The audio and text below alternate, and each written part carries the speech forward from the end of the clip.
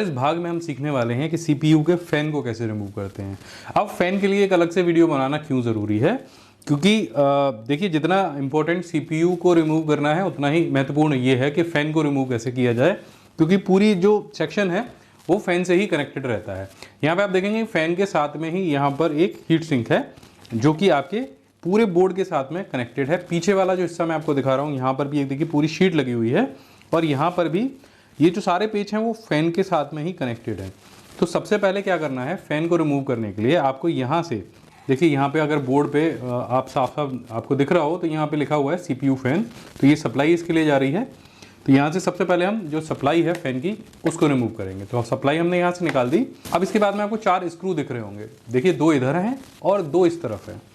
अब इन स्क्रूज़ को आपको धीरे धीरे करके खोलना है। ये स्क्रूज़ आपको ओपन नहीं करने जो आपके हीट सिंक के साथ में कनेक्टेड हैं, यानी ये नहीं खोलना है। जो आपके बोर्ड के साथ में कनेक्टेड है केवल वही स्क्रू आपको ओपन करना है। तो चलिए इसको ओपन कर लेते हैं। तो आराम से आपको किसी एक जगह पर इसको रखना है और उसके बाद में स्क्रू ड्राइवर से ये जो स्क्रू हैं इनको धीरे धीरे करके ओपन करना है। अब देखिए ये नीचे वाला जो पार्ट था ये भी आपका रिमूव हो गया है, क्योंकि इसी के थ्रू आपका जो फ़ैन था वो कनेक्टेड था। इसके बाद में फ़ैन को आप बड़े आराम से इस तरह से उठा लेंगे। अब जो नीचे आपको हिस्सा दिख रहा है वो आपका सीपीयू है। अब आपको यहाँ पे एक चीज़ और दिख रही होगी, जो ये हीट सिंक है, मैं थोड़ा सा और जूम कर देता हूँ। इस हीट सिंक पे एक पेस्ट लगा हुआ है, वही पेस्ट आपके सीपीयू पे भी लगा हुआ है। इसको क्यों लगाया जाता है, क्योंकि जब ये हीट सिंक आपके सीपीयू से कनेक्टेड हो तो कोई भी जो सरफेस है वो अलग ना हो, ये बहुत अच्छे से फिक्स हो जाए, ताकि जो सीपीयू की सारी गर्मी है उसे ये फ़ैन जो है आसानी के साथ में खींच ले। तो इस तरह से सीपीयू के फ़ैन को रिमूव किया जाता है। अब इस फ़ैन को हटाने के बाद में आप इसको इस तरह से उल्टा करके कहीं भी रख दीजिए ताकि इस पे जो डस्ट है वो ना चिपके। जब फ़ैन हमने रिमूव कर लिया है तो यहाँ पे आपको ये नीचे सीपीयू स्लॉट दिखाई देता है और इसके बराबर में एक ये यहाँ पे आपको स्टील का रॉड या कोई भी एक हैंडल दिख सकता है, ये प्लास्टिक का भी हो सकता है। पुराने बोर्ड्स में ये देखिए, अगर मैं यहाँ पे बात करूँ आपसे तो ये पुराने बोर्ड्स में ना प्लास्टिक का आता था, तो ये हैंडल प्लास्टिक का भी है। यहाँ पे दिया गया है ये मेटल का। अब आपको सिंपल क्या करना है कि यहाँ पे एक छोटा सा एक स्लॉट होता है, मैं बहुत नज़दीक से आपको दिखा रहा हूँ। इस स्लॉट को यहाँ से आपको इस तरह से खींचना है हल्का सा बाहर की तरफ, तो ये उठ जाएगा। और इसके बाद सिंपल आपको इसे इस तरह से ऊपर करना है और पीछे की तरफ ले जाना है। एक छोटा सा आवाज़ होगा कट का, इसका मतलब ये अनलॉक हो गया है। अब बहुत आराम से इसको इस तरह से उठा लेना है।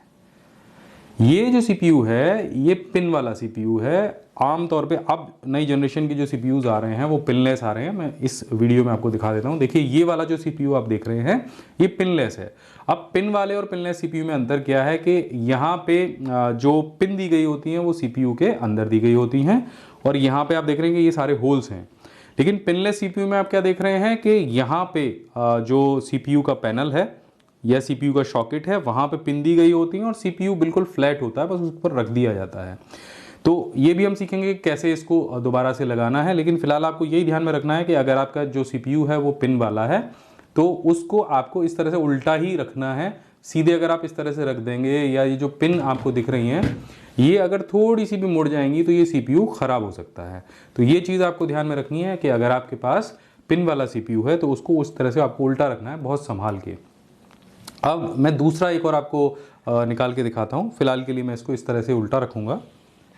यहाँ पर इस वाले बोर्ड में देखिए कि हमारे पास ये जो स्लॉट है वो प्लास्टिक का है। अब इसको सिंपली क्या करना है, इस सॉकेट से इस तरह से ऊपर करना है। ये भी सेम ऐसे निकलेगा और ये ऊपर हो गया।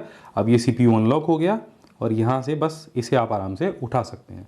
इस वाले सीपीयू के अंदर भी आप देख रहे हैं कि यहाँ पर पिन दी गई हैं और यहाँ पर सॉकेट में भी पिन दी गई हैं।